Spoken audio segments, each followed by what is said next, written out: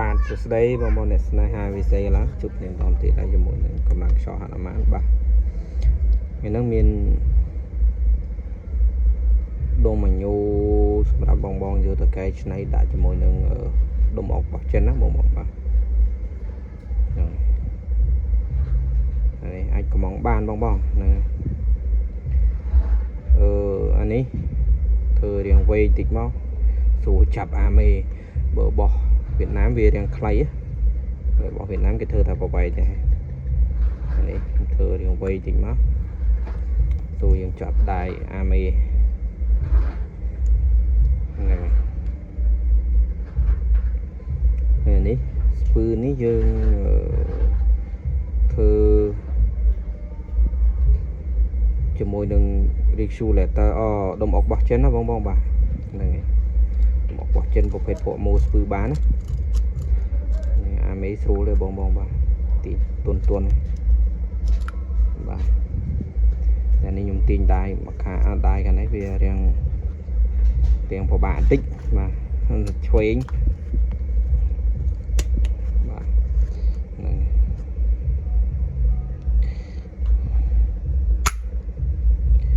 បាទដាក់រៀងវែងហើយនេះសម្រាប់ខ្ញុំណាបងបើសិនជាបងកំងចង់បានខ្លីក៏ធ្វើខ្លីឲ្យបានដែរបាទចង់បានវែងក៏ធ្វើឲ្យវែងឲ្យបានដែរបាទហ្នឹង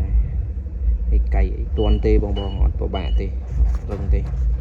តែជាប្រភេទកៃអត់សោណាបងបាទឆ្កឹះតែបន្តិចជក់ធ្លាក់អានេះអត់រឹងទេបន្តិចធ្លាក់ហ្មងបាទប្រភេទកៃទន់ហ្មងមិនដូចពោ M4 ទេពោ M4 ធ្វើខ្លះកៃរៀងរឹងថានេះខ្ញុំអាប់ក្រេតដល់កៃវារៀងទន់ជាងមុនហ្នឹងទន់ហើយស្រួលទាញតែអាមេស្រួលទេបាទឆ្កឹះដៃឆ្វេងខ្ញុំអត់ថនិតទេដៃឆ្វេងឆ្កឹះតែបន្តិចទៅហ្នឹងហើយ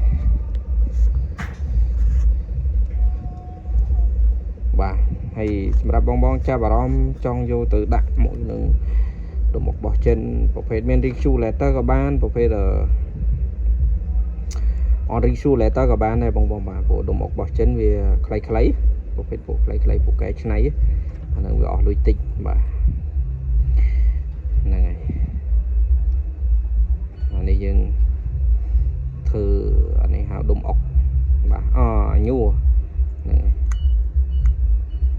ហើយណសូយើងដាក់ណសូ16លីបងបាទវាល្មមទូទៅមួយនឹង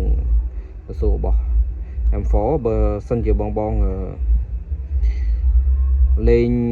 ប្រភេទអត់ regulator ហ្នឹងទៅដាក់ណសូរៀងរឹងបាទអាហ្នឹងទៅដាក់19លីឬក៏18លីបាទអានេះខ្ញុំធ្វើសម្រាប់ប្រភេទដោយសារភ្ញៀវគាត់កំងទាំងពីរនេះគាត់យកទៅដាក់មួយនឹងប្រភេទមាន regulatorអញ្ចឹងយើងដាក់ត្រឹមមកល្មមបានហើយមកត្រឹមខ្យល់1800អីលេងចេញមកសបាយបាទខ្ញុំអត់ថ្និតឆ្វេងណាតែអាចអាមេដៃឆ្វេងបានគឺមានន័យថាវាអត់ពិបាកលេងទេបាទហ្នឹងហើយក៏មានតែប៉ុណ្្នឹងឯងបងហើយបើបងមានចំណាប់អារម្មណ៍អីតាក់ទងតាមនេះមកកម្លាំងខ្យល់ហនុមានបាទ Telegram 09784975កុដបាទឬក៏វាយតាមនេះមកបាទនេះជាបត /PCP មកចាញ់ Telegram ឲ្យបាទអូខេអរគុណច្រើនជួបគ្នាក្នុងវីដេអូក្រោយបាយ